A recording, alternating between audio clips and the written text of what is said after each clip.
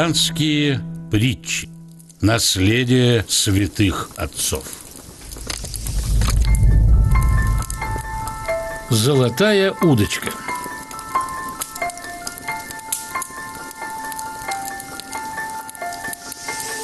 Некий благочестивый епископ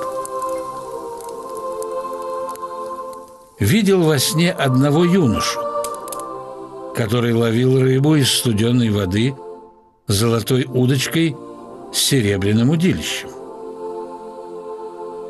И этой удочкой извлек юноша из воды женщину некую благочинную.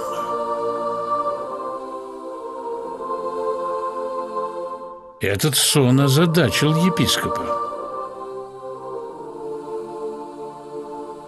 А взглянув в окно, увидел он юношу из своего видения.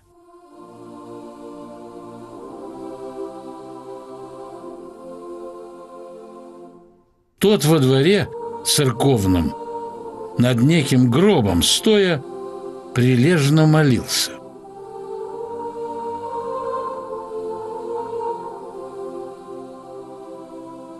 Призвал его епископ и спросил, что тот делает.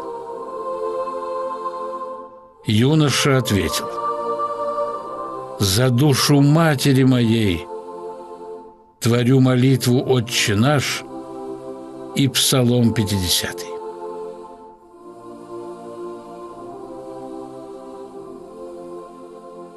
Тогда понял епископ, что душа той женщины молитвою сына от муки избавлена.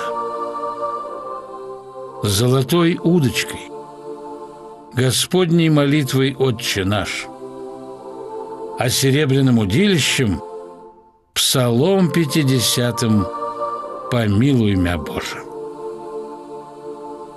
Так умершие от родных помощь получают.